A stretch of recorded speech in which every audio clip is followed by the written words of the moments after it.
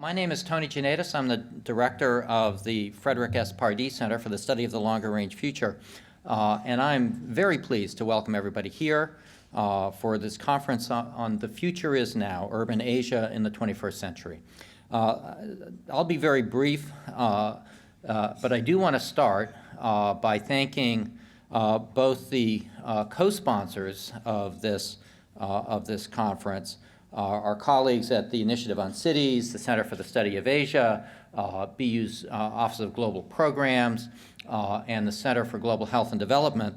And note that this is truly an interdisciplinary activity that reaches both across the university and out into the world of broader expertise on one of the most important phenomena in today's world, the rapidly urbanizing future which we are advancing towards incredibly quickly, and in particular the future of urbanization in Asia, where we are seeing both the expansion and the growth and the creation of cities at a scale that we've never seen before on this planet. And so exploring what that means for intellectually, politically, environmentally, economically is, we think, enormously important. And so we're really very pleased to be sponsoring and co-sponsoring this conference today. Before I stop and yield the floor to my colleagues, I also want to thank the staff who've worked unbelievably hard to put this together. Cynthia Barakat, the Associate Director of the Center, Becca Fink, our Communications lead, and Teresa White, our Center Administrator, who have tirelessly worked with BU to make sure that we could secure this space and make this an enjoyable as well as an interesting occasion. So let me stop and ask my colleague Graham Wilson to come up and say a few words from the Initiative on Cities. Graham?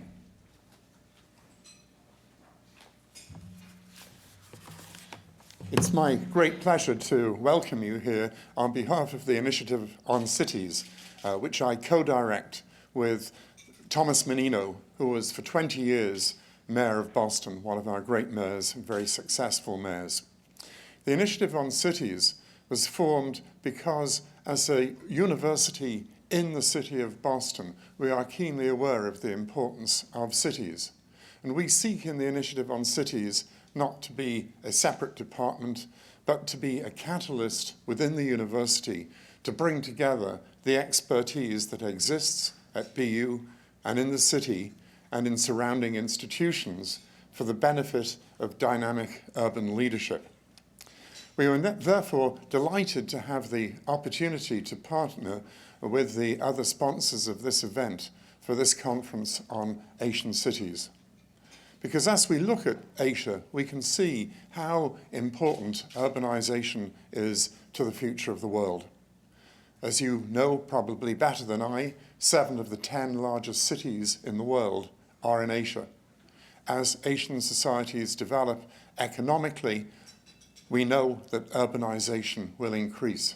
We have already reached the point where 53% of the population of China lives in cities. The proportion is still somewhat lower in India, but if we look at South Korea, we can see what a modern urban Asian society will look like, with over 80% of the population of South Korea living in cities.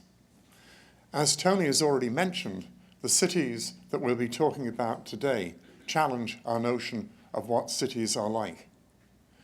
The cities of Asia often contain major or present major problems for policymakers.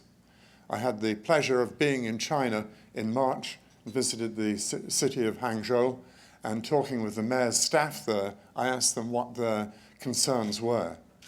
And the chief of staff for the mayor said, water quality, air quality, food safety, some pretty fundamental issues for human life.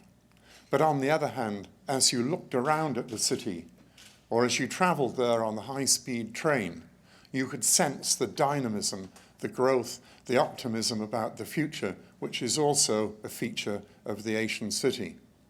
And so, with this combination of some very fundamental challenges to the quality of life, coupled with economic dynamism and optimism about the future, the Asian city presents fascinating questions, which I look forward to hearing more about today. So again, on behalf of the Initiative on Cities, a very warm welcome and thanks to our co-sponsors.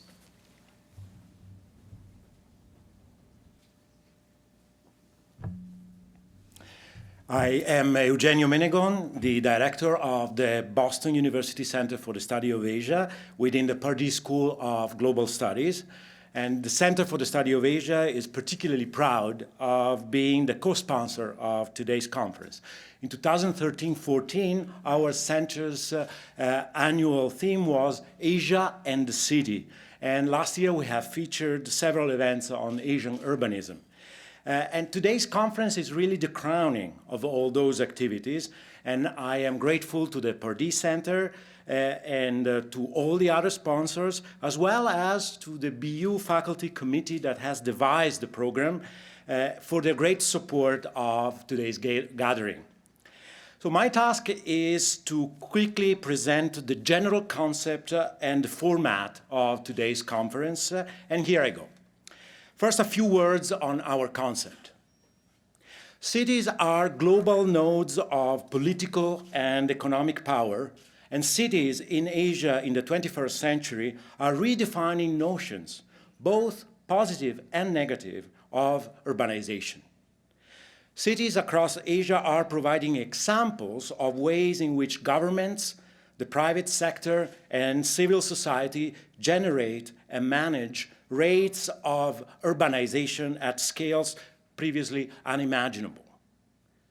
Asian cities are pushing the boundaries of technology, governance, ecological sustainability, and the very concept of progress, a word very dear to Frederick Pardee, the namesake and main donor for both our Center for the Longer Range Future and our new School of Global Studies. Based on the proposition that cities provide a critical lens into social, cultural, economic, political, and ecological problems, this conference asks, how are Asian cities reshaping accepted knowledge about processes of urbanization and urban management? Can the experience of Asian cities teach us something new and important, and even reorient our conception of what urbanism is all about?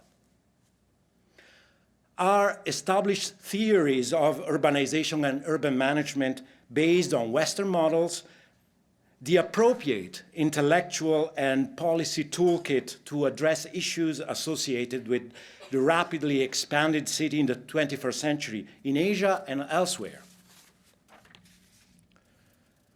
We have divided the discussion under 3 rubrics, and each speaker will have around 15 minutes to present, followed by Q&A with the public at the end of each panel. And our moderators, of course, will be directing the process. The first panel is entitled Idea of the City, the Asian Challenge. The moderator is Deepti Nijhawan, director of the Global Programs India Initiative here at Boston University, and the speakers are Bish, Sanyal, director of Spatial Program on Urban and Regional Studies at MIT, Annette from the Price School of Public Policy at the University of Southern California, and Adil Najam, the dean of the Pardee School here at Boston University.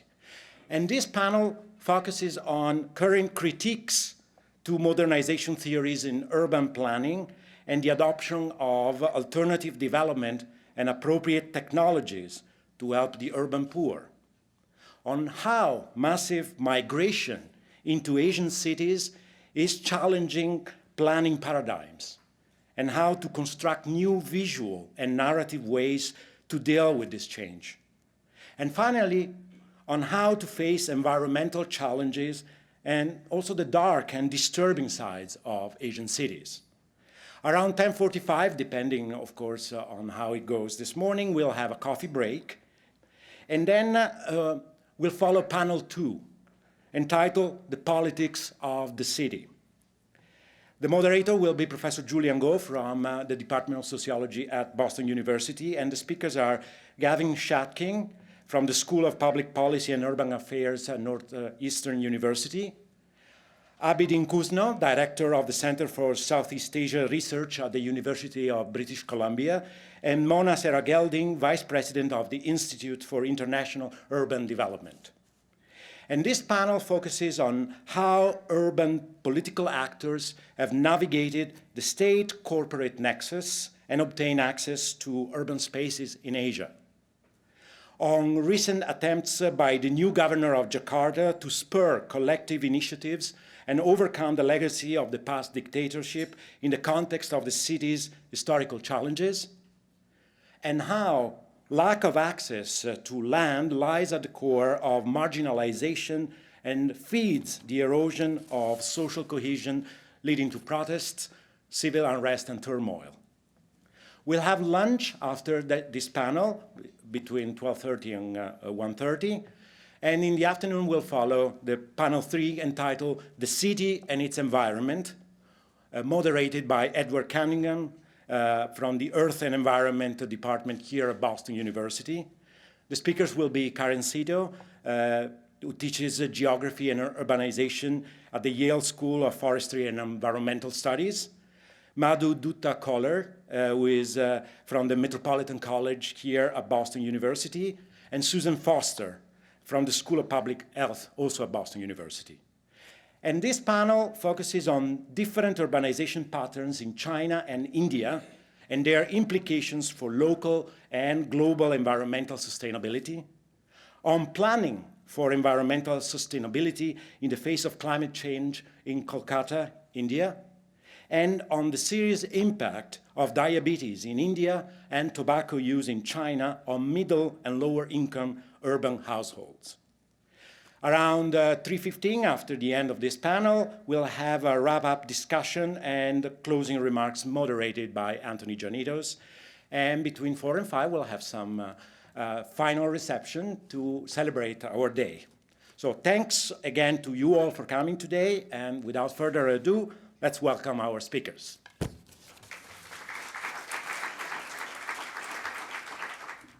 Good morning and welcome to the Idea of the City, the Asian Challenge. My name is Deepti Nijhawan, and I'm the director of BU India initiatives housed within BU Global Programs. I have the privilege of being the moderator of this distinguished panel because of my training as both an architect and planner, even though that's not what I do at BU. Our panel today will be for 90 minutes, half of which will be used by the panelists for presenting their views on the idea of the city, and the remaining half will be open to the floor for a conversation between the audience and the experts at this table.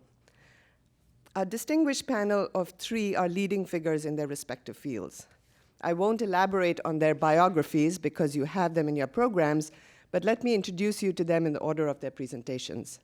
Bish Sanyal is the Ford International Professor of Urban Development and Planning at MIT. He's also the director of the Spurs Humphrey Program and director of the Comprehensive Initiative of Technology Evaluation, also at MIT. And he was one of my favorite people when I was at MIT. He will discuss urbanization and technology, and experiment and evaluation methodology. Annette Kim is the director of the Spatial Analysis Lab at the Price School of Public Policy at the University of Southern California, and she will talk about Asian urbanization and reconstructing the idea of the city. Adil Najam is the founding dean of the Frederick S. Pardee School of Global Studies at Boston University, and he will present why cities are cool in the age of global warming. This panel will focus on the idea of the city, especially the Asian city, and discuss what challenges it presents. But to do that, we must first look at whether the way we have defined the city for thousands of years is still valid. In addition, when we talk about the Asian city, what do we mean? Is there a particular look and feel that might define an Asian city, as there may be European or North American? Are the challenges across Asian cities similar? Is the growth pattern comparable? Are the challenges, is it all top-down master planning, or is it bottom-up incremental sprawl? Is the term 21st century Asian urbanism antiquated because it lacks defined boundaries and sufficient precision to describe the megacities of today? Patrick Geddes used the term world city in 1924. The city has been seen as a center for commerce, culture, housing, religious and political activity, transportation hubs for thousands of years. But urbanity is undergoing profound change as a result of accelerated globalization and the increasing ubiquity of information and communication technologies. So much so that Rem Koolhaas at the Harvard Graduate School of Design initially titled his research center, "The Study for the City of What Used to Be the City." I know when I go to India, to Delhi or Mumbai, I'm struck by the dynamism of those cities where more than half the population is under 25 years of age and are hungry for making better lives for themselves and their families. China has urbanized at a dizzying pace. It has taken China only 3 decades to urbanize a landmass and population equivalent to that of all of Europe, which was built up over centuries. As India urbanizes, India's cities are expanding at rates unheard of, both in numbers as well as in size.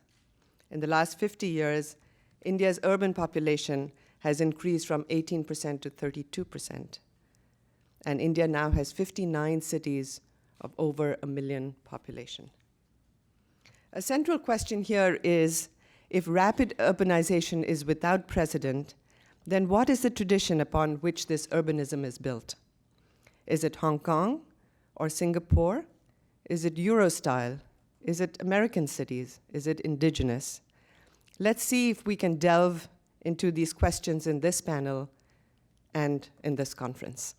So with that, I'm going to invite Bish Sanyal to start us off. You have 15 minutes, okay. Bish, and after that, Annette and Adil. Please. From my computer. Yes, thank you. Thank you.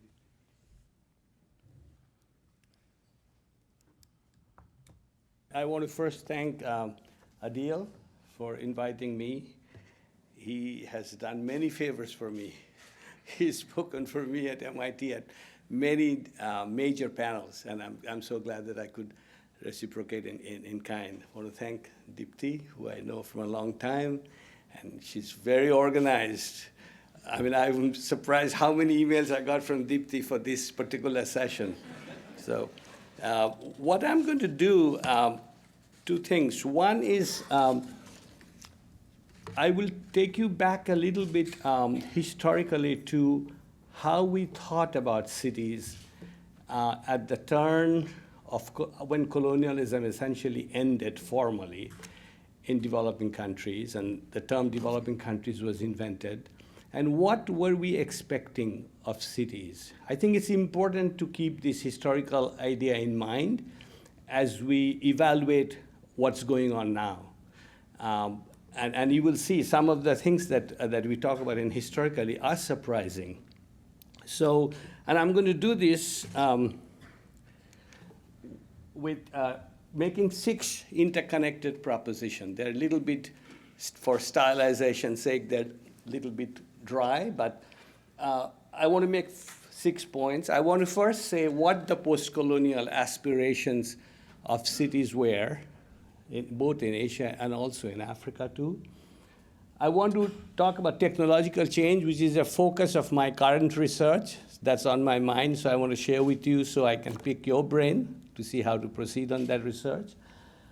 Urbanization as a mechanism for modernization. I think it's very important to understand what we expected of urbanization as a part of modernization, and this is, I'm talking about political modernization, social modernization, economic modernization.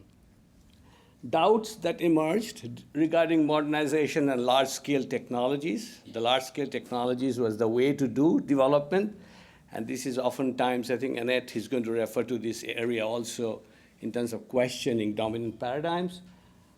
A look at bottom-up development, which was sort of put forward as an alternative in technologies also. So what we learned from that. What we learned from the limits of appropriate technology, and our current research, which I'm doing now, just engaged now is a very large project with engineering, Sloan, engineering systems, urban planning, and economics. What is it that we are trying to understand? The focus of the inquiry is technological change, and not regarding the whole city. And that's the difference in scale, but you will see the connections. So the first, on the proposition 1, post-colonial aspiration, essentially, right after colonialism ended, the goal was to turning subsistence economies into industrialized economies in a very crude way. That was the goal in development, because most people were earning very small, very little income. They wanted to earn more. The history of the West had shown that industrialization creates productivity and income, and we're going to go that way, industrialization. Major part of this industrialization was technologically catching up. And technologically catching up, there's a huge body of work on it, on this literature about how nations caught up, like how Germany caught up with England, et cetera. But in the mid-40s, when these poor countries came out of colonial rule, a lot of the extractive industries were essentially controlled by the people who colonized them. They never gave them any of the new technologies. So how we are going to catch up technologically with these countries to compete in the global economy was a major goal. So how do you bring this technology? And technical knowledge, therefore, technical knowledge was very necessary for nation building. And as you see, as a result of that, all these universities, including the one I come from in India, Indian Institute of Technology, was created exactly for that purpose, to create this technical knowledge, right? And in nation building through technical know-how. Urbanization, particularly migration, as you see, was the mechanism through which development was going to happen. So urbanization, hi Sanyal. Urbanization was, and migration was not considered a problem. The main thing was that you had 3 sets of relationships, sectorally between agriculture and industry, spatially between rural areas and city, and socially between entrepreneurial class, quote unquote entrepreneurial class, and the masses who had to be employed. And you had all this vast number of subsistence economies and poor people in the rural areas, and your whole goal was to move them to the city so that they can become the urban working class. It's the way the industrialization worked in the West, and this is what the goal was. So right now, to complain saying migration is too much, we cannot handle, we induced migration. Migration, rural-urban migration, was the mechanism by which people would move. The rural areas would lose the population. They will come to the city. That will increase per capita consumption in the rural areas. They come to the city, create a working class. Wages would be low because more people will be in the city. As wages are low, we'll produce things for export. With that, our competitive advantage. As we gain export, we'll get capital, and we'll reinvest in the infrastructure of the city. Okay, so and socially, also, just to add, it's a footnote, every possible literature talked about that most of these countries have an entrepreneurial class who should be leading the investment. You can't scatter the money to everybody. There's an entrepreneurial class in every country. They will lead, and they'll start the factories, et cetera, and the common people are going to work, right? So there's a class division where investment should go. So in this approach, the 3 unequal relationships, space, sector, and social, we were going to build on these inequalities, not get rid of them. We are going to make them more unequal in the initial stage to make the model work. And this is what Kuznets' curve is, that inequality will go up in the beginning for 10 years or so, and then it will begin to come down. Industrialization through import substitution as an industrialization model, there's a huge body of literature that we just didn't want to go on importing things from these developed countries because we thought we're going to produce our own. That's what development is. So if you need to substitute or import, you have to create the infrastructure.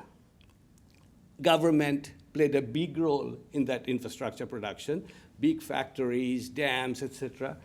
And a major aspect of that was technology transfer. So you needed to transfer the technologies that others were using in your country. And there are many different mechanisms of how to best transfer the technology because many of these external firms were not giving us the technology. We had to find a different way. Development doubts. And again, I'm going through very quickly, so maybe you can ask me questions at the end. This model of development, based on the sectoral inequalities, rapid industrialization, technological change, came to be questioned very seriously. And I saw Annette's presentation. Annette is saying, well, we are questioning now.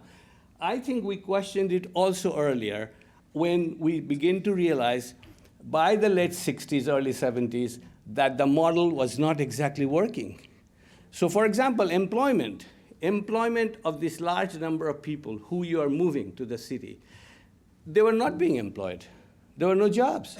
There's unemployment, rapid unemployment, underemployment, people making a small living in the informal economy. So people are saying, well, what's going on here? We thought the model was going to work, right? Economically, growth rates were going down, even in countries like Brazil at that time, which had a sharp growth rate for a while. Increasing inequality, defying Kuznets and 10 years, countries with rapid growth like Brazil still had increasing inequality. Politically, there was also disappointment because many countries, barring 2 in Latin America, had turned from democracy to authoritarian regimes by 1973. Only 2 left that were not run by the army. So the connection between capitalism and Western-style democracy, that they go together, was also questioned. And the last point on the social side was this idea of a nation building, that you need a nation and a larger market, came to be questioned by groups who didn't see nation building as part of their project. They were more into their own groups, own identity, regional clusters of their own, cultural groups. So people began to question the fundamental paradigm. Who was to be blamed for that because things didn't work? I borrow from 2 sides. In the neoclassical economists, new neoclassical economists of that time, who essentially said, things haven't worked because the government has intervened too much in this whole affair. What affair? Well, first, capital markets. You control capital, and hence, production is not labor-intensive enough because you haven't charged enough for capital. And it's a whole long story. You control commodities market. You paid the farmers lower price. No wonder the farmers are not producing more food. Okay? So capital market, commodities market, and labor market, because labor also, many cases, formalized labor, which was very small, were unionized and had made some deals with the government to restrict the wage. So these people are saying, you have so many free people working. How come the wages are so high? Wages should be much lower. It's because of your intervention that you have distorted these markets.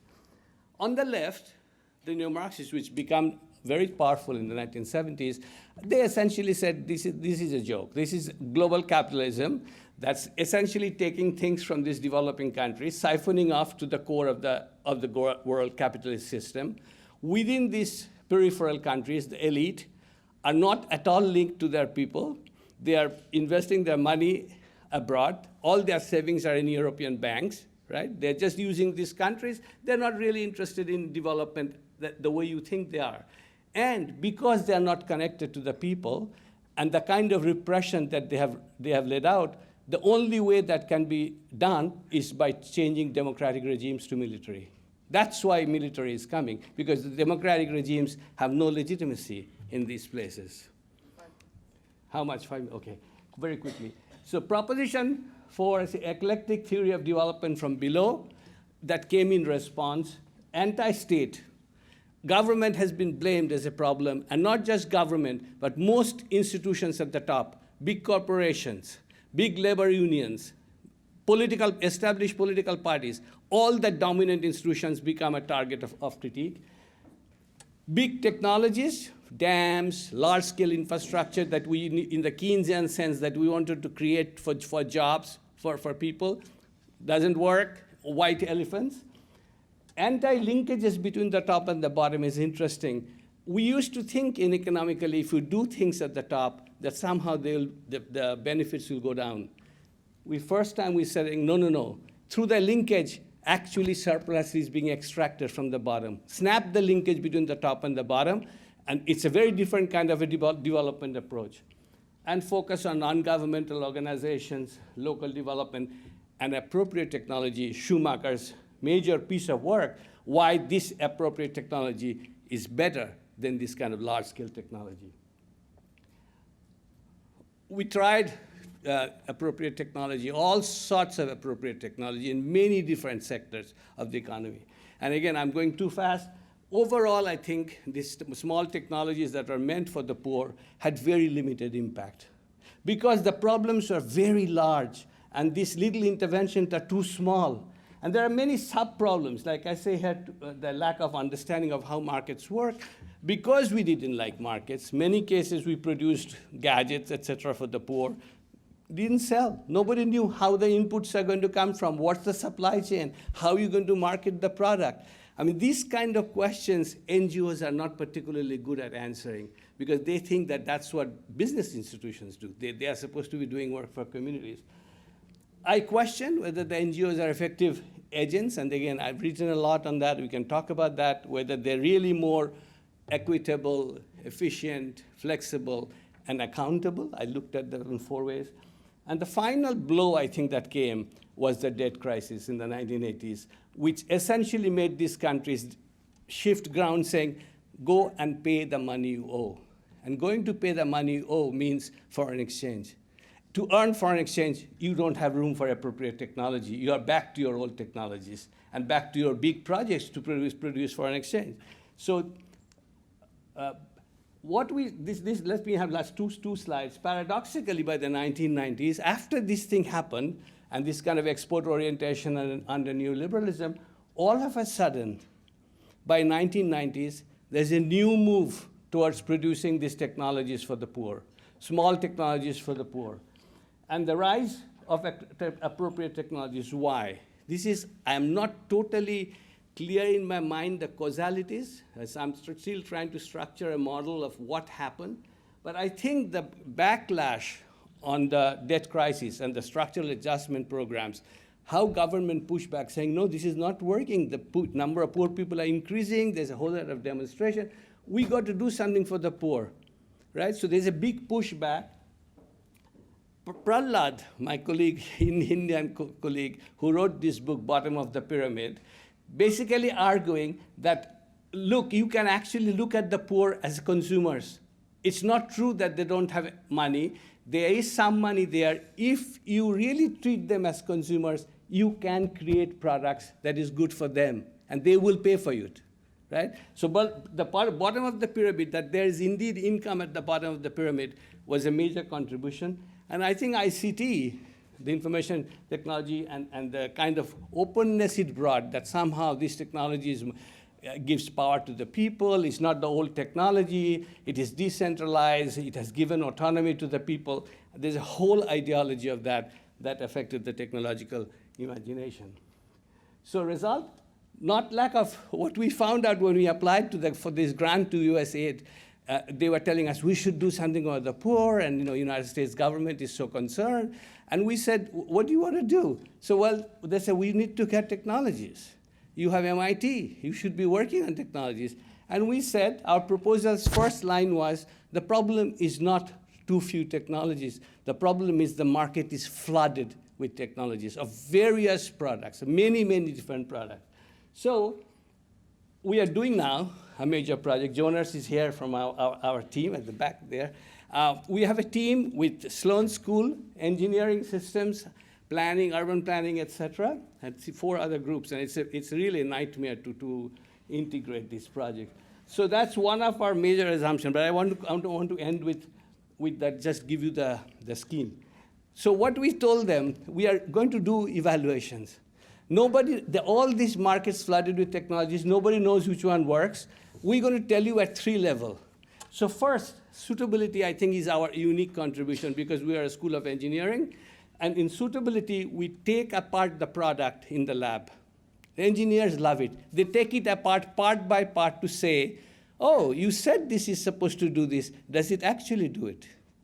Right? So a light, we did solar lanterns, we did water filters. We actually take it apart, and it's very good to look at that suitability part. Scalability responds to the question that even if it's a product is good, well built, why doesn't it spread? So it's looking at the supply chain of the market and the kind of kinks in the market that stops these products from reaching the poor. And the last is sustainability, which is we are looking at 2 different propositions. One is the environmental impact of the product, and the second is the sustained use of the product by the poor. What will it take? We have done solar lanterns, water filters, now moving into post-harvest storage, which we think is a very big part of the way poor people lose income. That's our website, and I hope that you will be in touch with us and give us some feedback. Thank you.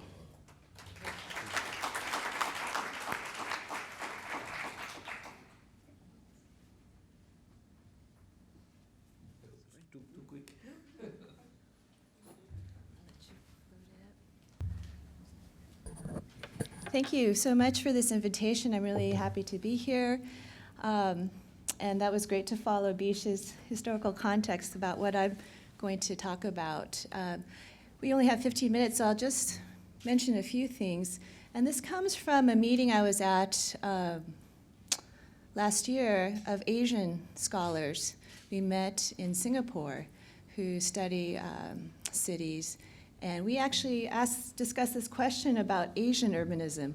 Is there something exceptional about what's happening in Asian cities relative to our previous theories? And I think one of the things that we came to is I think the sheer numbers of people and the rapidity and the density of conditions is unprecedented. And why that matters is that it's not just greater percentages of how things were done before, but there's a material constraint of space, of us being on top of each other. So let me show you some images of how people are searching for space in the city from different cities in Asia. This is from India, right along the railroad tracks. You've probably seen images of people on the railroad tracks who get up when the train passes by and then goes back again. People are on rooftops trying to eke out space for themselves. And not only low-income people, but this is a development that happened in China of a real estate developer taking advantage of that space on top of the rooftop to build villas. And of course, the local government wasn't happy about this, so they expropriated this and made it into worker housing. Very dense buildings. So these are the urban villages. This is down in Shenzhen. And there's a real spatial issue. In Japan, for workers, these kind of capsule apartments where you slide in to go to sleep at night. The wage earners are sleeping there. And there's been, so I actually realized this was Mexico City that I put in here, but also in Singapore, they're actually building underground space. They're so constrained with land that there's talk of now the need to plan the underground city. And so this, I think, is one of the ways that things are different now. I'll share a little bit from my project that I'm engaged in. I was on sabbatical at Peking University last year, and one of my research projects is looking at the phenomenon of underground housing. So Beijing is a large city with roughly 23 million people in the metropolitan area, and approximately, it's hard to get the numbers range, but approximately 1 million people live underground in basement housing, bomb shelters that have been subdivided. And why there's so much underground space is the building codes require every new building to continue to build basements and bomb shelters. So with the rapid building in China, there's a whole underground space that's also exists, and it's being exploited because the demand for housing is so high. And so there's entire online markets for these underground apartments. We collected data from Ganji.com, and actually these little orange dots are based on our data of where they are. They're distributed throughout the city. There's that whole underground city. And people searching for space. And what we found through, we ran a hedonic price model, but also did qualitative case studies interviewing people underground, as well as interviewing people above ground and their relationship or non-relationship with each other. And mostly they're migrants, people without hukou, the registration to have the right to be living in the city. And while there's informal housing more on the periphery that's actually cheaper, it's worth it to them to be in the city center.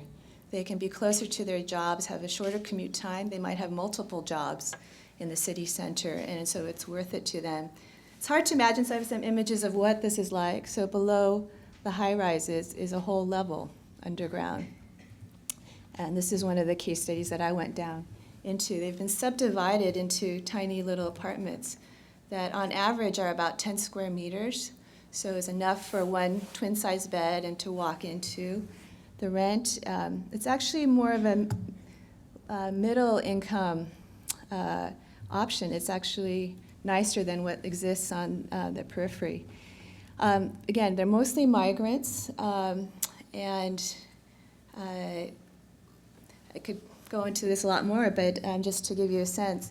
And so it made me think of, this might not be so exceptional, actually. You think of Jacob Riis's photos from New York at the turn of the century, and immigrants living in basement apartments. And these spatial conditions, these are images taken from an activist group in Hong Kong where some apartments are only 4 square meters and living very tightly in windowless places, whole families. And so I think the big challenge is, people have said, we've always said rapid urbanization. What is that really? It's migration. It's people flooding into the city and dealing with really their spatial needs and how do we all live together. And I think one of the points I want to make is there's a denial of this very obvious fact in the way we plan our cities and think of the city in our head. But we won't be able to deny it much longer. There's increasing social conflict. So these are images taken from kind of a recent conflict at the beginning of the year in Vietnam. There's been a crackdown on street vendors and bloody confrontations for the kind of first time. So in the midst of this, while these are these amazing conditions that if you're on the ground really looking, it's ubiquitous, but we're not really seeing it. There's 1 million people there underground, but we're not seeing it. What I want to talk to you today is there's many ways that we can approach this, but one of the ways that I focus on is that we're not even really seeing it, and that visualization is important. And it's especially important because in urban planning, that is our medium. We make images, plans, drawings, visions for the city's future. It shapes what is the important facts to notice. There's a whole interesting literature on critical cartography following on colonialism, that we make maps of the way, what is our project. This is from the French colonial exhibition in 1931 with France as its center shining its light to its colonies, saying that it's, with 76,900 men, that France assures peace and benefits to its civilization of 60 million indigenous peoples. There's all kinds of maps in our society where we construct our city. It helps operations, but it's very important for the cities that we construct. So this is a city planning kind of tourist map of Ho Chi Minh City. I'll show you images from Ho Chi Minh City, where I've done most of my most of my research. There's private developers who are envisioning space in this way, net revenue per square meter, and kind of without context, trying to get the most profit. But the kind of images that I really want to critique are city planners' images, urban designers' images. So, I work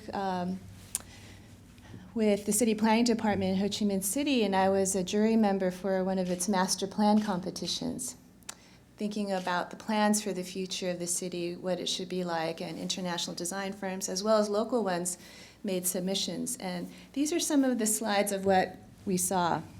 It's often this aerial view, distant from the city, a view you never really see, that really privileges the architecture, which is because it's trying to direct construction and future investment. But given that we're talking about mega cities, Ho Chi Minh City's population is around 11 million, where are the people? It's these spaces we're creating without the people. And this is from a Vietnamese firm, kind of a glassine view of the city. And if you've ever been to Vietnam, it's astounding to see things like this. When there are some images of what it might be like at the street level, it's sort of this universal person that we're designing for.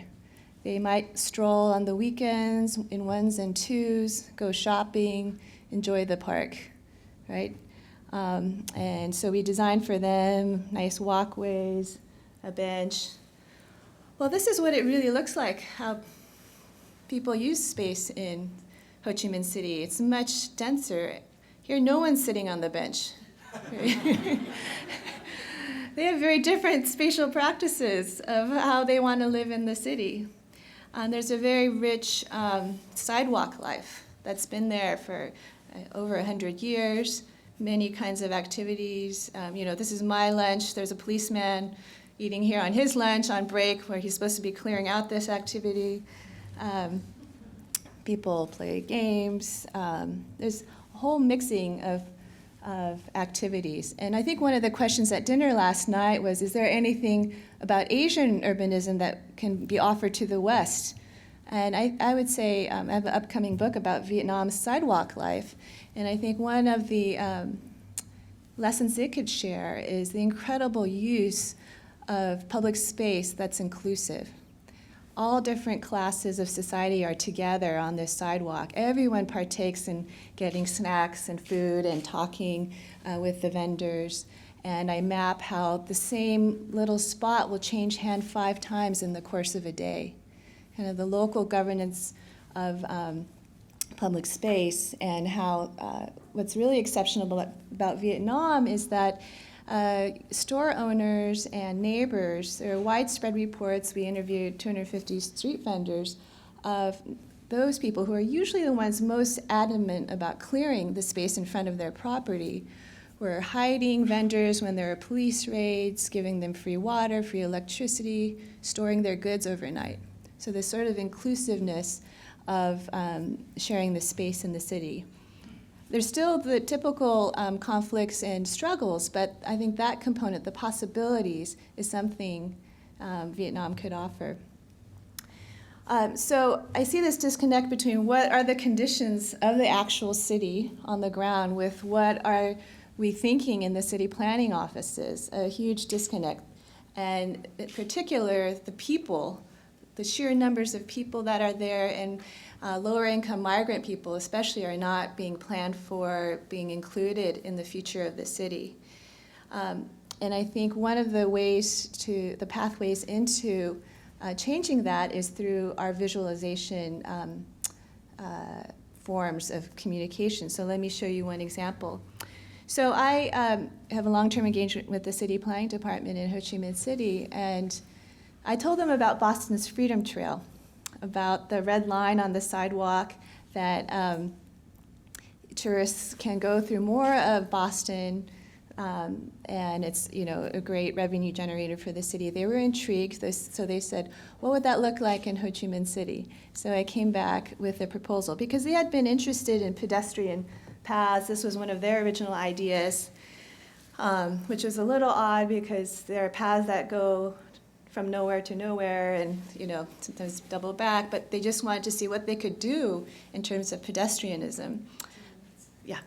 And so I came back and made a proposal for a Freedom Trail type of path through the city, actually 2 paths that would connect the historic Chinatown with the colonial town. But I also did photoshopped images of what that trail might look like in practice in the city, of people following this line, going through different neighborhoods. I showed this to Department of Transportation, the City Planning Department, the tourism industry, and it included images where tourists would be interacting with the vendors and using the space together and showing how tourists actually, I gathered all this data of self-reported experience in Vietnam and that foreigners actually liked the sidewalk life and interacting with locals, that their policy of clearing off sidewalks to make it like Singapore is not its competitive advantage. And so I was showing these images. And I think one of the, I was really surprised this was approved by the city planning, the People's Committee, unanimously very quickly. It's since been stalled, which I could talk about later. But the biggest significance for me was long-term city planning officials. When they saw this, they had an aha moment. They said, I didn't realize we were planning through communities. They had really seen themselves as doing a logistics exercise. And he said, let's go out and enjoy the sidewalk life right now. And he's lived in the city his whole life. He's been planning the city his whole life.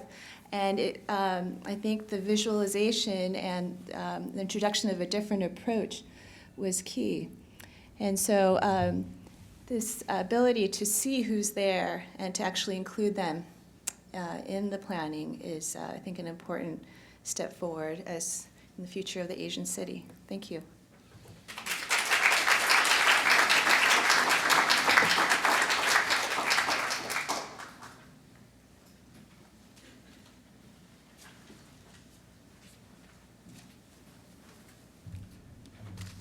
Thank you.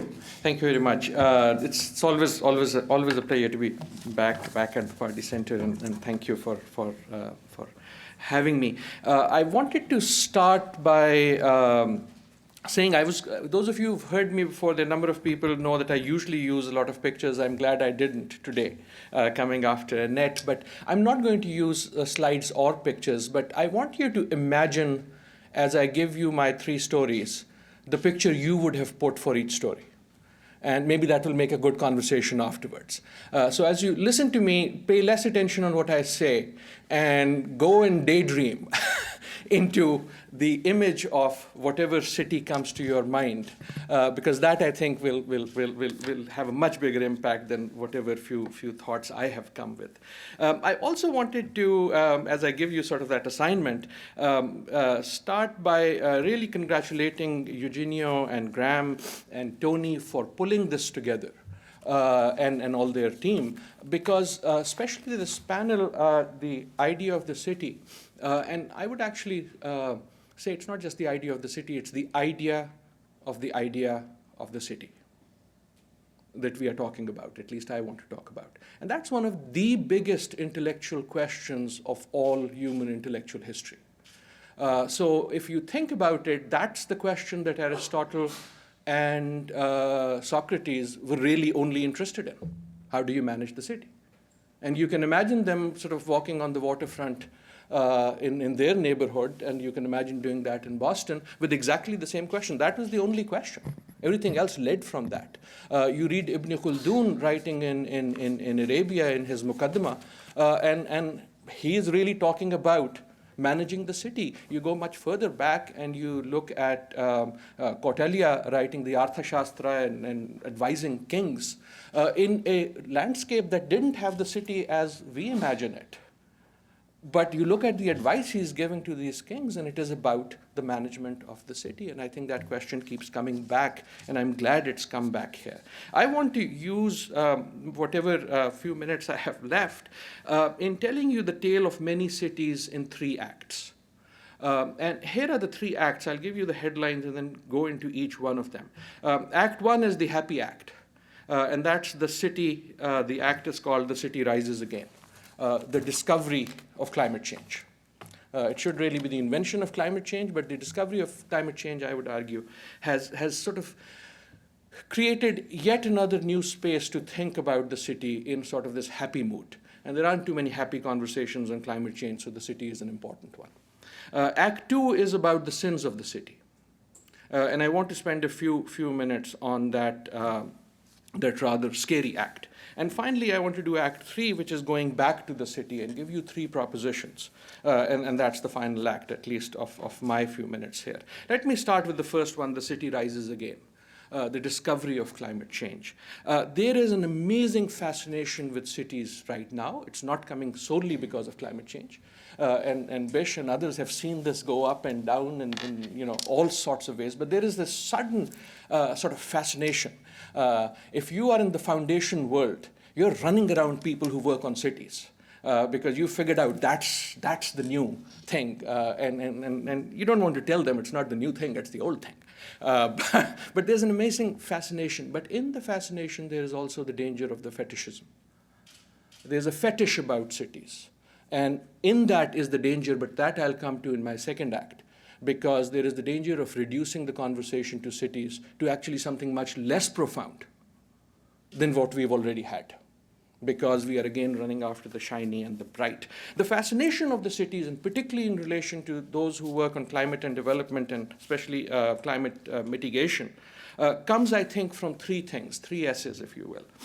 And I'll only touch on them because I think sort of these are all familiar to you. And this was my point about why cities are cool in the age of climate change. And they come from 3 things. They come from scale, they come from space, they come from synergy. But most of all, I think they come from scale. And even in the introduction before we started, I was just ticking off how many times we instinctively use the word largest, big, growth, right? So scale suddenly gives a power to this organization of people that opens up all sorts of avenues for what you think are levers of change. And I'll come to the arrogance of that later, because you assume because there is scale and there are so many people concentrated here, I can actually do something with them. I can change their life. I can have them use LEDs. I can change building plans. And therefore, I can manage this giantness. And by managing the giantness of the city, I can manage the fate of humanity. In some ways, sort of that's the climate argument here. That suddenly this discovery of that the thing we thought was the problem, all these people consuming together, throwing the wrappers all around, is part of the solution. Now we can really think in big data. Right? We invent these wonderful words. Now we can think in big data because we are dealing with cities. And if I can get this million number of people driving their hybrids or not driving their hybrids, moving around, I can sort of move this ship in amazing ways. And that is correct. I share that fascination. I live in that fetish. But I also realize the arrogance of that problem. Because those who work on cities know that that's not really how cities manage themselves. They manage themselves organically. So that the first one is scale. The second place where I think the fascination and the potential comes from is space.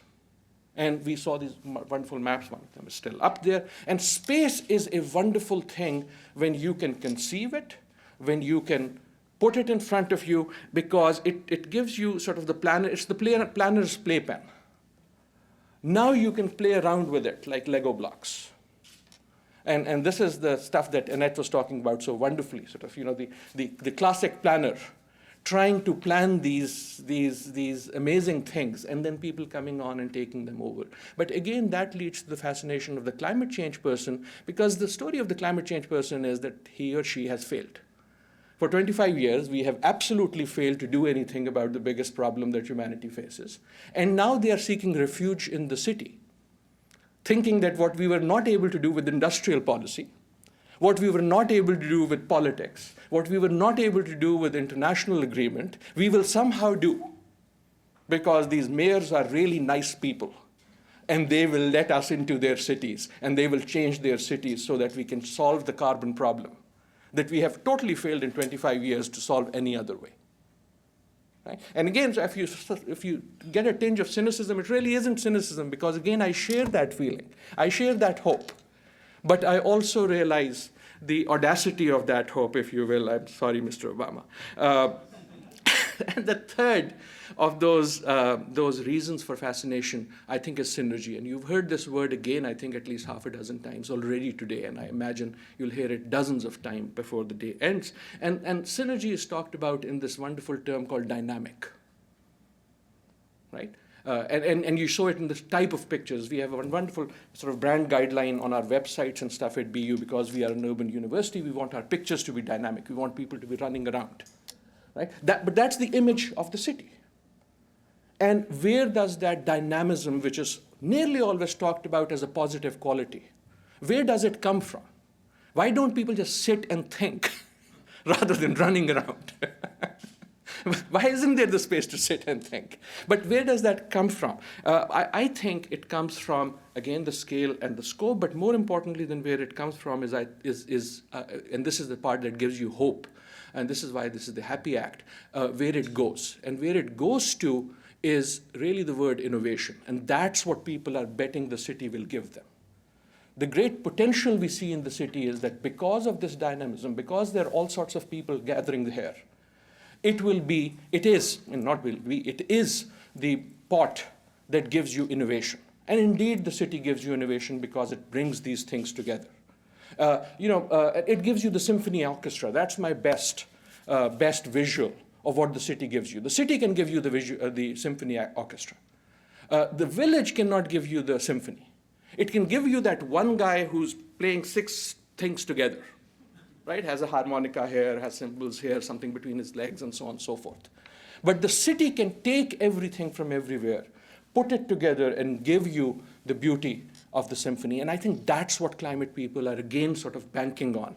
I'm sure you heard yesterday sort of the Nobel Award in physics was given to the 3 people who discovered the blue LED, right? And that's the type of thing that happens in cities, because it brings together that innovation. Let me move on to this sort of, again, I'm not being cynical in these 3 things. Actually, I'm expressing the hope that I also have. I'm running out of time, so I'll just speak faster. The sins of the city. 3 major sins of the city that I think we need to be very, very careful about. Cities are cruel. Cities are cruel. Anyone who's ever been in a city really should know it, but especially if you've ever been or seen anyone who's poor in a city, should know it. Anyone who's been to the favelas in Brazil should know it. Poverty in cities is much more cruel, always, everywhere, than it is in places that are not cities. So cities partly get their dynamism from their cruelty, because they weed out in that cruelty. And that's the challenge that Annette and Bish and others are talking about. I won't go into it. But because they are exclusionary, because the face of poverty is much worse, not only by its concentration, but by its ability to spill out, not have safety nets. And that's not just a question of what mayors do, it's what cities as an organizational form do. Cities are arrogant. And you see that in the pictures cities choose to put of themselves. Big, shiny buildings. Competition with each other. My building is larger than your building. And if your building became larger, I'm going to put a tower over mine, and I'll get 10 more feet out of that. But there's an arrogance in that. And that arrogance comes from the intensity that cities can get from all these people. That drives the innovation again, that competitive sense. But that has a bearing on the people who live in those little boxes that Annette was showing in. And finally, and now I'm being cruel, cities are essentially parasites. Right? As an organizational forms, they're like bureaucrats, what I am right now. They feed off the productive energy of those around them.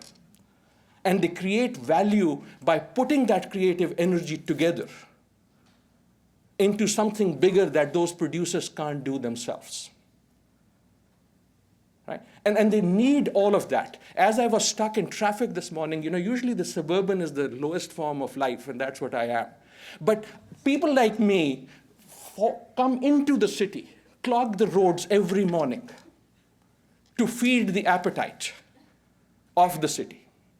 And it's not just people like me, it's trucks of food, it's the musicians in the symphony. But that's the nature of the city, and therefore what I'm trying to say is, in our fascination of the city, let us not forget the productive capacities of the areas that it needs, no matter who comes and how. I will end, I know I'm running out of time, with just 3 headlines of what I'm calling my final act, the going back to the city. I think this is a good story. I think this is a good story. It's a good story for exactly the reasons that Bish started with, because we go back to the city. This discussion, especially the Asian city, why is the Asian city important? I think for 3 reasons. One is demography. The demography is pushing the scale that we are talking about and we are getting excited and fearful about. And that demography, the force of demography is not an urban force generally, necessarily, but it is a force that you cannot in the short term do anything about. The second big force that's driving this thing, and why it is particularly Asian, is democracy. And what I don't mean sort of the slogan that democracy is good, bad, this, that, and the other. The thing is, Asia and Asian cities is struggling with defining its democracy like no one else is at this moment, and at a scale that no one else is. And that is happening in the urban area of Asia. You can see that in Hong Kong, you can see that in Pakistan, you can see that in Egypt, which is sort of on the edge of Asia and Africa, but that's the second force. And the third is this new wealth, and the suddenness of this new wealth, and therefore the suddenness of the change. And these are defining what I will end with, these 3 sort of headlines of why I think we are going back to the city and where that will lead us. First, we are going back to the idea that the city is no longer the city. By its very scale, it is multiple cities. The reality of the neighborhood comes back and hits us yet again. That's what the city was, and we are going back to the idea it's not the city. It is the enclaves within that space, because that space is now just too large to conceive of as one. The second, that the city is challenging the state yet again. This is also not new. This is why I'm saying we're going back to the city. It's challenging the state because the US government decides not to do anything about climate change, not to sign the act. Mayors all across the US decide we're not going to really care about that. We're going to just have our own climate change policy. By their scale, the city trumps the state policy. And it's not just in climate change, it's very clear, but it's not just climate change. Look at Cairo, look at Kyiv, look at Islamabad, look at Hong Kong. And the scenes you have, this takeover, is essentially that challenge of a community that grows up in the city that says politics is different. And so that is different. And last and final of this is that, and this I hope is a hopeful note to end, I do think the city will lead us back to nature. I do think the city will lead us back to the countryside, because in this current moment of fascination, or fetish, about the city will come the realization of its synergy with the larger that surrounds it. Because in that form of concentration, that is simply not sustainable unto itself. And therefore, my only urging to you as you spend your day is to look at the city as closely as you want, but also step back, if you can, for a minute. And you will stumble. But look at what's around the city, because that's going to define the city in more ways than what happens in the city itself. Thank you very much.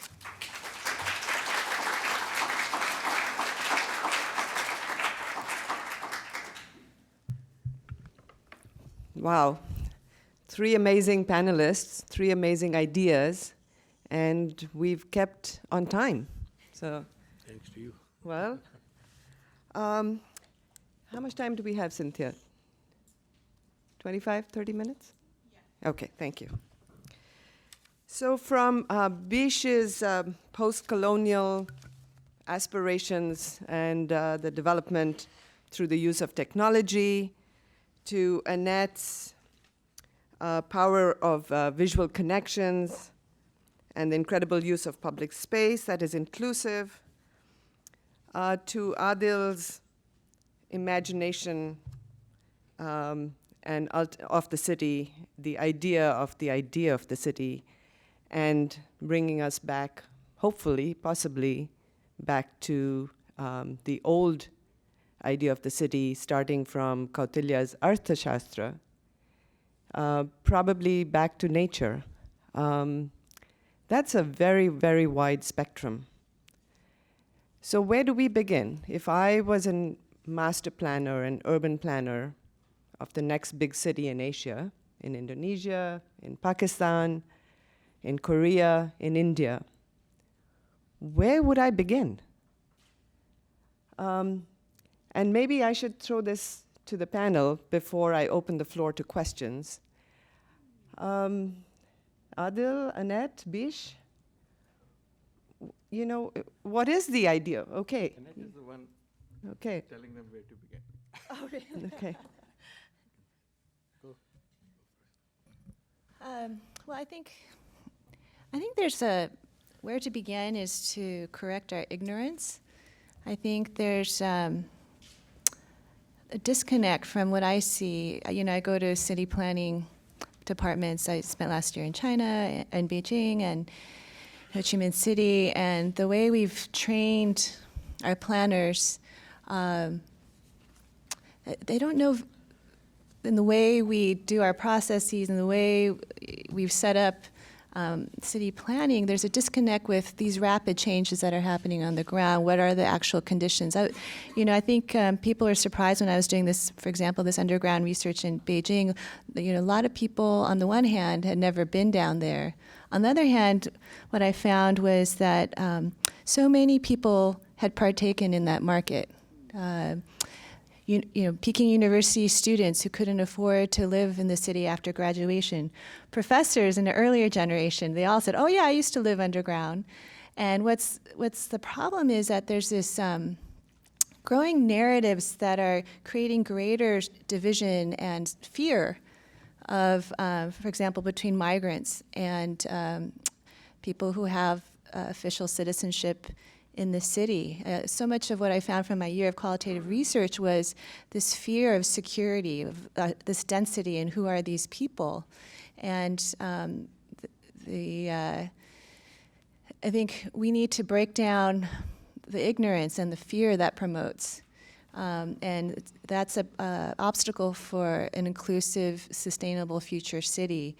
Otherwise, I think it'll be politically unsustainable. I don't, seeing how what the migrant population is willing to tolerate for the hope of what they will gain in future generations can only be deferred for so long. Mm-hmm. And so, I think more narratives, information about what the actual conditions are is a good starting point from which to plan. Okay. Very briefly, that's a wonderful question. Where would I begin if I were thinking of the next big city, of planning the next big city? I know where I wouldn't begin. I wouldn't begin at the beginning. I grew up in Islamabad. Those of you who know Islamabad, it was born the same year I was. This was a big thing. Chandigarh, I think, was the same. Adelaide, one in Australia, Brasilia, and it was the same architect, and he used kind of the same plan. You go to these cities and you find, he's plagiarizing himself in all these places. But these were cities born out of nothing, right? So this was a big thing then. In the late 50s, early 60s, that you would plan these brand new cities. The joke used to be when I was growing up, if someone asked you, where do you live? You would say, I live 1 mile from Pakistan, because you lived in this very planned, nice place. And the statement now is that the city has been taken over by Pakistan. And what that means is that people made the city, and the plan is kind of there. And you can see it vestiges if you know what the plan was, but you can also see the organicness of how people make the city their own. And I think that's where I would start, is not with the plan, but with the people. Right. Bish? I think the old ideas of a city with large infrastructure, management of land, basic services, I think it's still very intact. I think you cannot have a good city that functions without responding to those large things.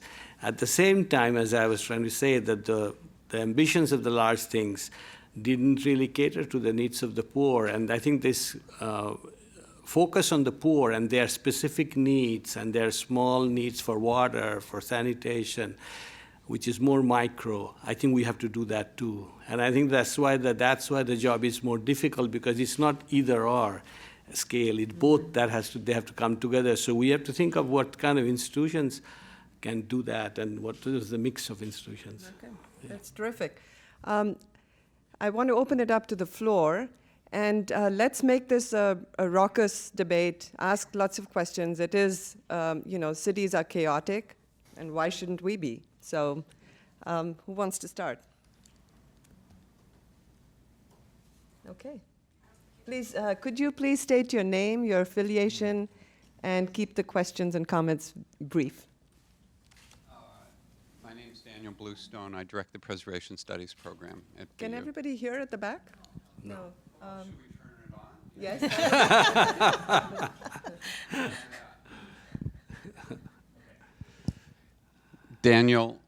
Daniel Bluestone. I direct the Preservation Studies program. I actually think that you don't have to turn to us for the raucous debate. I think Bish and Annette are in a very different place. I think Annette's sense of the fine grain is a lot like the small-scale appropriate technologies, and Bish doesn't believe in that, and so, or thinks that it's inadequate. So I'd like him to address that. But most of all, Annette, your work is incredibly impressive and interesting. Is an assumption behind the visualization that planners can actually somehow formalize the informal, that they can appropriate the vernacular and turn that into new models of planning? Or is it just that you think we need to be sensitive and aware of that, and that we can't, that actually once you start systematizing those patterns of sidewalk behavior, planners will screw it up and be unable to actually take what you see as the dynamic vitality of those systems and actually implement them and use them as a larger scaffolding. There's a real difference between visualization, which is what you're advocating, and actually turning that knowledge into something that organizes cities. Should we do one by one, or? Yeah. Okay. Yeah, let's start. Thank you for your question. So, no, I'm not saying planners should come in, blank slate, and say, oh, we should have nice sidewalk life, and let's create it from scratch. My point is to deal with what's actually there. So that was what I was referencing earlier, and then to work with it. So I don't think we're fighting with Bish. I definitely believe in, we need public sector moves.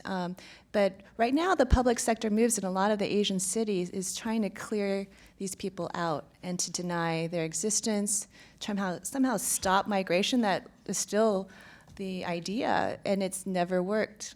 You cannot stop this flow. So I'm saying let's deal with they're here, where are they, what's happening, and to create new paradigms of what that ideal city, how it might function with so many people, with very diverse spatial practices and aspirations.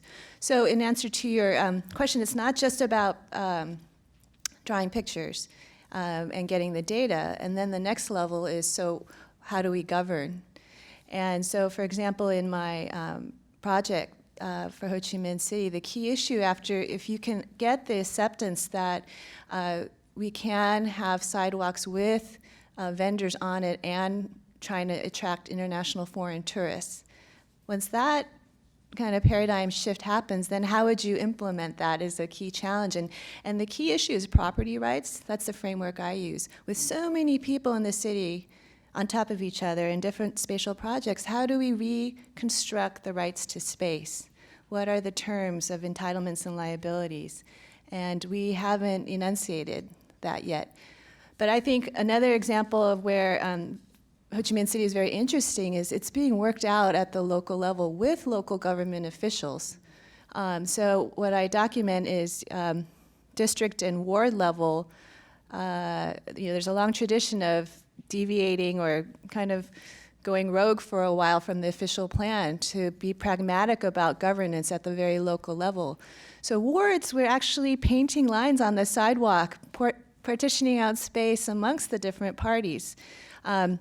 That motorbike parking could happen in this part, leave this space for pedestrians. Over here then could be the vendors and store owners' workspace, for example. And it vary from place to place. Another area might want no vendors and it's all motorbike parking. There's already experimentation happening at the ground level of local government levels. And so what happened in Ho Chi Minh City is they will tacitly allow some of the experiments to happen, and then if something seems to work well, we'll start to institutionalize it into their process. So for example, motorcycle taxis exist, groups of men basically on every street corner to take people around, one of the transportation modes. In order to stop fighting between potential taxi men, they've developed a system of groups. They all wear the blue shirts, they have numbers, and they take turns on whose turn it is to pick up the next customer. The wards allowed it, and then they liked it, and so it got spread to the other wards.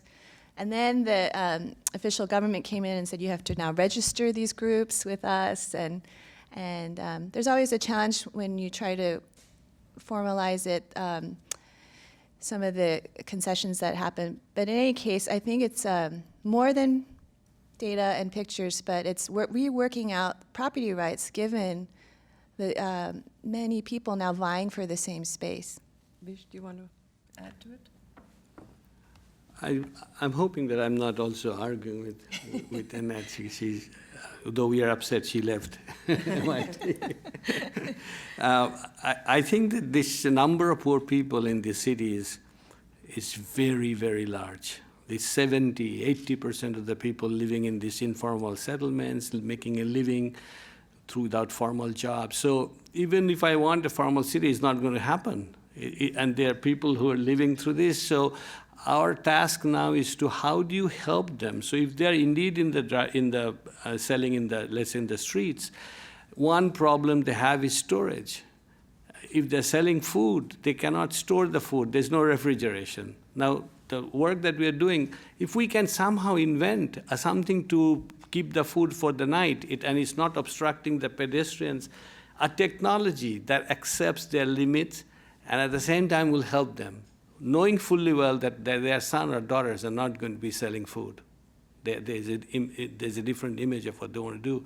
So I think it's a very important task to accept under what conditions the poor people are surviving now, and that is not a small temporary phenomena, that we have to find ways of making their life better. And I think that's where a sympathy that comes through visualization and to make it more aesthetically pleasant at the same time, and basically changing conception of modernization, what it's about. Okay. Anyone else? Yes.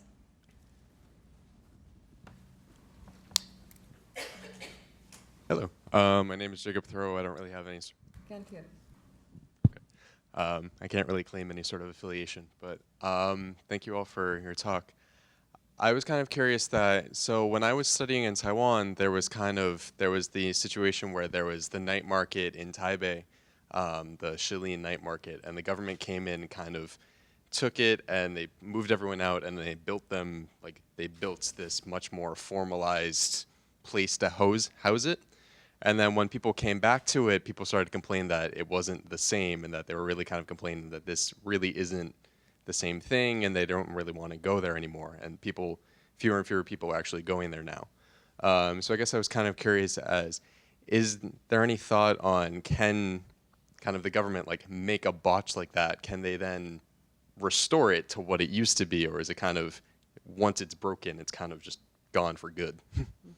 So you're talking about, the organicness of that night market was not as organic as it was. And so once a planner or the government sort of puts their hand into that basket, do we destroy that, that wonderful organic feeling? And Adil, that's what you were talking about when you were talking about people appropriating Islamabad and the neighborhoods of Islamabad. I mean, I'd love to hear more from people. I'm not sure, I don't know the specific case in Taiwan you're talking about, but you hear this everywhere, right?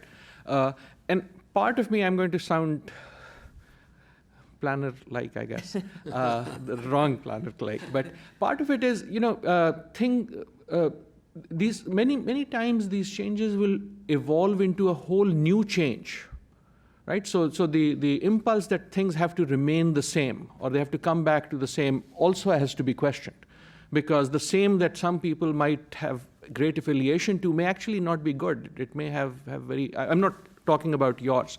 But this also goes to the organicness in the following. We had a very innovative, active mayor in one of our towns, I'm talking now again, Pakistan.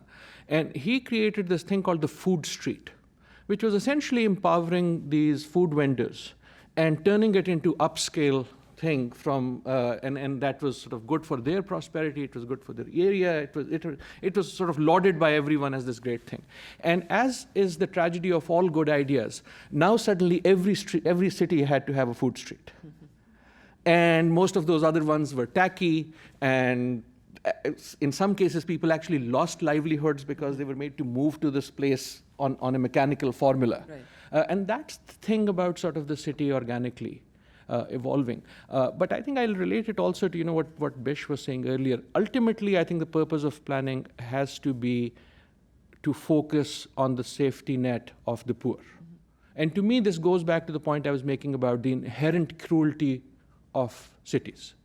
Because cities are inherently cruel, because they inherently don't have the type of safety nets that smaller communities do, the purpose of planning, I think, has to be to do that. Yet, the impulse is always on the big. What do mayors open up? What do they put up on the covers of their publications? The big, shiny thing. And that's the disconnect with any of the projects that you're talking about or any of these things. Yes. I'm Ajmal Qureshi from Harvard University. Can you please speak up just a bit? Thank you. Thank you so much. My name is Ajmal. I'm from Harvard Kennedy School, senior fellow there. Very exciting, very interesting presentations. I think we have talked about the cities, the scale, and the technology. I want to make a few comments. First of all, I would like to congratulate Mr. Najam for being the founding dean of this school. I think yeah, we're thrilled. We're thrilled.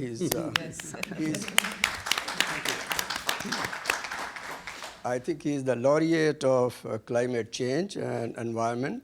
So I'll talk about the cities. He spoke about Islamabad. I think I never thought he was as old, you see, because he was born with the city. Islamabad has become a city within a city. You see, my concern is, Adil spoke about demography, about space. I would say that the major problem with the cities is the governance, how the cities are managed. We have to empower the people to run the cities. But I think the phenomena of exclusion, you see, there is city on the fringes of the city where the poor live, the squalor, the filth. And I think the elite which is governing the city just closes its eyes to the fact that this issue has to be addressed. And of course, it relates very much to environment and climate change. So I think governance is a big issue which needs to be addressed for the cities. Thank you very much. Thank you. Who'd like to take that? Yeah, Bish, that's what you were talking about as well, right? One aspect that I don't think we really know as much, but there is a lot of pressure for us to study, is the kind of impact of information technology as it used for pushing government performance by the poor. And I don't know how many poor people have access to this, but more have than we think they have. But the pushing on governance by using technology, but let's say garbage collection in the area, making government more accountable, because the poor cannot just go and knock on the door and nobody answers. So I am curious whether when we use this technology in different places to evaluate to what extent does it really influence performance. I guess I would add, I see in our conversation we're moving towards being pro-poor and inclusive, and that there's a lot of capacity at the ground level, but we are not in contradiction, because it doesn't mean that, the poor should govern themselves, that there's a responsibility at the public sector level. For example, some things cannot be handled at the local level, like larger public transportation safety issues, food safety, and so there needs to be a working together, but an appropriate governance, I guess, would be my focus. In addition to technology, and that's why the paradigms need to change of what if we suppose that these people should be there, and are using the space, for example, to vend. How much of the space can they use? When? What's their responsibilities for cleaning up, for how they handle the food? How would they interact with government agencies, enforcers at the street level? Those are the issues that need to change. So I think governance is key. I think that's what this is all about. Very briefly, first, thank you for the kind comments, though I should note this is the Pardee Center's event, which I had the pleasure and honor of being affiliated with and still a friend of. And that's independent. We share the same benefactor and bask in each other's glory whenever we can. And we are both thankful, the school and the center, to Fred Pardee's generosity. But two very quick points on what you said. First, and I should have said more on climate, but there are more better people coming later in the day. I think one of the biggest, and this is when I talk to my climate colleagues, which is a different conversation, the biggest climate challenge to city is not the Hollywood vision of cities going under and water rising and all of that. I think whether it's the biggest or not, the most immediate one is the new waves of migration that will happen because of climate refugees. What will change Dhaka in Bangladesh is not only what happens to Dhaka, it is what happens in the Sundarbans when the mix of fresh and salt water changes, and therefore the shrimp farmer who was doing pretty okay can no longer make that livelihood, and therefore the strongest, youngest, smartest guy is going to leave the village and move to the city. We've seen this happen before with the so-called Green Revolution. So I think the pressure, when we think of cities and climate, again, this point I was making, look outside the city also for where the pressures will come. And the innovation will also come from the city, but that. The second is the changing because of the scale and the numbers we are talking about, and we are seeing this again, I mentioned again and again, Hong Kong and Islamabad, and sort of both cities are right now occupied. And this keeps happening. The theater of politics changes back to the city. Right? So when we talk about those numbers changing and that moment when the 50% goes over, what that means is that the nature of politics changes partly because the concentration of political actors in close proximity changes. So therefore, the type of politics you have when you have to raise a vote of farmers all across the US, the mechanics of that, of raising the community of political activism across a large country is very different from the mechanics of doing it in a city-state, from the mechanics of doing it in a large city. And in comes now technologies like Twitter or like WhatsApp and so on and so forth. So the nature of politics changes because of that concentration. And that changes the nature of the governance challenge in fundamental ways. Okay, I think Tony and Graham, maybe these are the last two questions. So Graham, you want to start?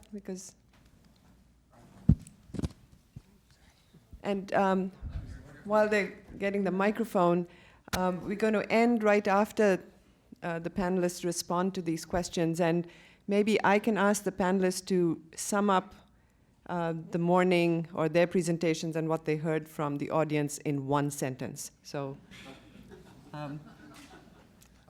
Graham Wilson, Initiative on Cities. Two quick questions. The first is that one of the themes that we're talking about with Asian cities is the vastness of the populations. And I'm curious, do you think there are limits to growth? Annette has talked very vividly about the building upwards, building downwards, the density of population, but it's also the question of lateral spread, and I'm wondering what the limits to that might be. Can you just keep on building public transportation further and further out, or is there some limit to growth? And then the second question, really, obviously one of the challenges we face throughout the day is the diversity of Asian cities, and we've had this fascinating emphasis on the importance of the organic. But then I think of, say, Singapore, and I would just ask the panel, is this organic character really still so important in Singapore? I don't know, as you know, Annette, Beijing and the Chinese cities in detail, but is that organic quality still so striking there, or is in these places with very strong states, the organic nature of the city somewhat less apparent? Okay. Who'd like to start? Tony also? Tony's question? I was wondering, maybe we should respond to this one and then we'll take Tony's question. On the first, on limits to growth, I think it's very clear that in terms of environmental consciousness that you cannot just go on expanding. And I'm hoping that there is work that can be done looking from technologies that will help us live in high-density areas, but well. And I think there's immense scope and that goes back to Adil's first point about the benefits of having this agglomeration. And instead of accepting an agglomeration and this high density as a problem and being spread out, are there ways of turning high density into an advantage? And I think there's a huge scope in terms of technology and technological change, building construction, transportation, you name it. So I do think it's the level of things we know about environment, it will be unheard of to say, no, we can just go on growing. And that's the old paradigm which doesn't hold anymore. On the organic and the Singapore, I have to say, I know that the term was used a lot this morning. I still don't know what organic means conceptually. I think organic sometimes means like there are no actors behind that things are happening, but there are actors. Everything, even slum, is not organic. There are people who are purchasing land. So I think that by using the word organic, we are actually not explaining the social processes which produces the kind of outcome. And many times behind the so-called organic are real interest groups. And it's been very hard to break out of that. So would unplanned be a better term? No, it is planned, but it's not planned by the state. Right. Okay. That's the point. Yeah. Okay.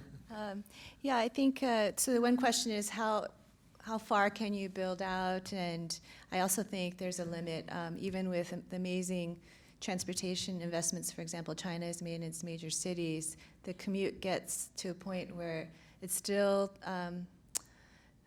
difficult. And so that's what I think feeding into this whole underground housing boom.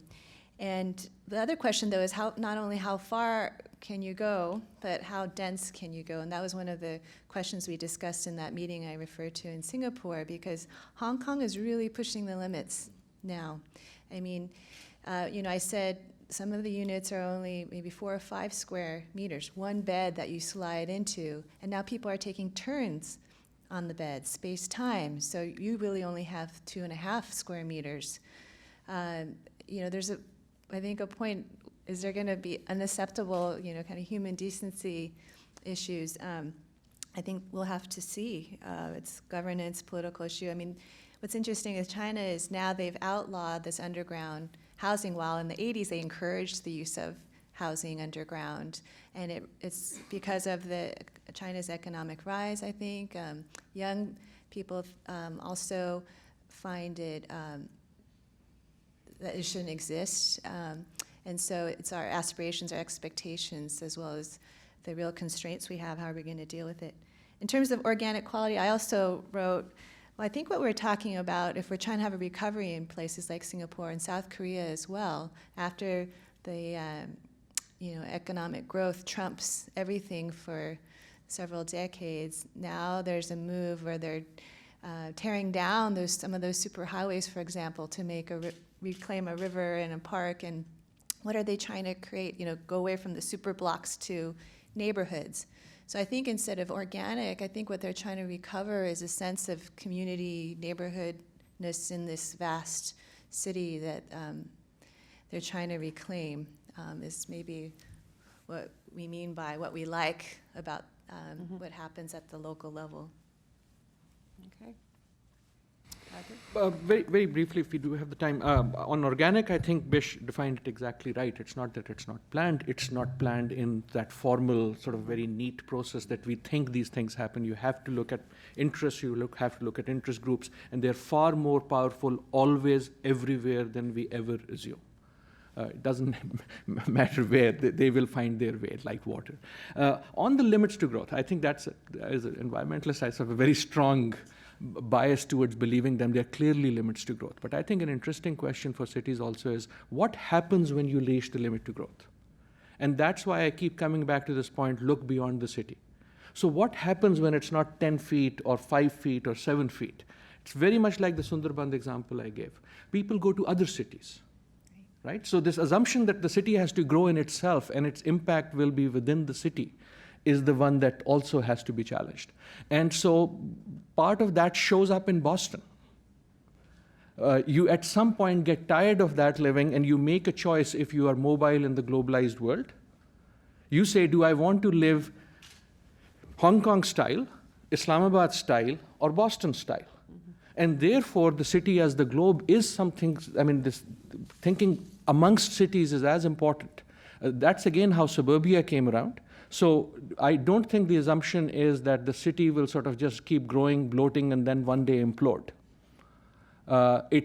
People have, because of the same interest reasons, they have mobility, they have choices, and those choices will impact cities elsewhere, not only in those countries, but elsewhere in the globe.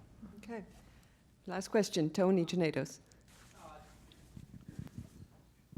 So one of the things I wanted to ask, there's a different tension on the panel, and it's not the one that I think that Daniel pointed out first. It's different. You've all described the challenges of self-governance of cities.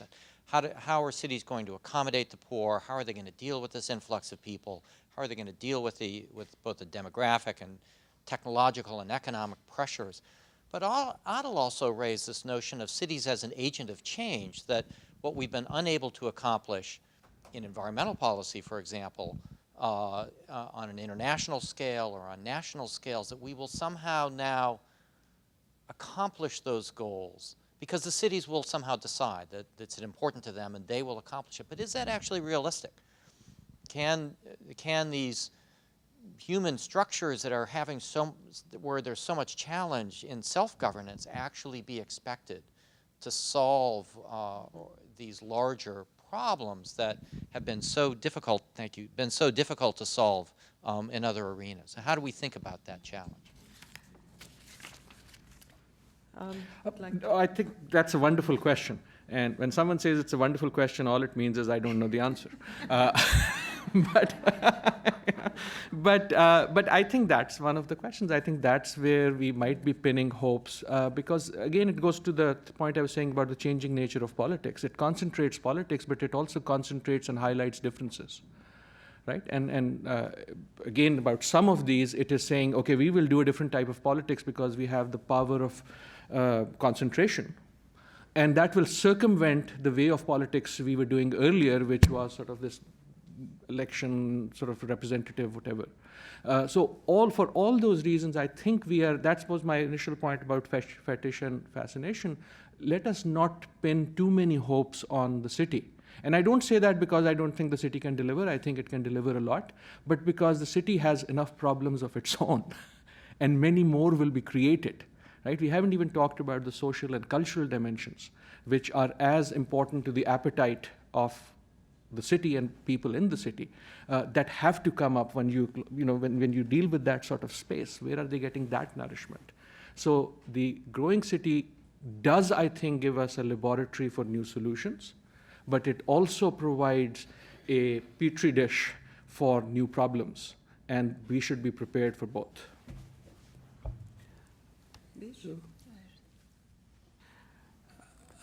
I think it's an interesting question you asked, because it's really about the relationship between the city and the higher level of administration. And I think it varies. In developing countries, the relationship between the city and the national state is very different than here. You have much more autonomy here of the city to raise money, etc. So I think that I know in the work on housing that I did, it was very clear to me that if the cities are not given more power by the federal government, our federal government, in terms of land, in terms of revenue, there's no way they can respond. So it's rethinking that relationship. It's a very, very central issue. But the second thought I have is, ultimately the poor, who are majority of the city, will they benefit by the city having more power, or is the income distribution now coming from the central level? So if you look at American cities, in many cases, or in the South, American South, etc., a lot of the equity issues were forced by the center. And so city as a whole was not that progressive, and even at the state level. So where the poor benefit, where do they have the most say? I think that should be the starting point. Yeah. Okay.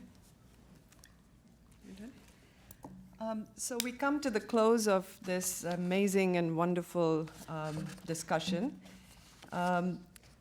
I think, so before I ask our speakers to sum up their thoughts in one sentence, and we'll start with Bish, I think we've talked about, the city, the idea of the city. Annette spoke about the local and the informal. Adil spoke about the happy city, the dynamic city, and the sinful city.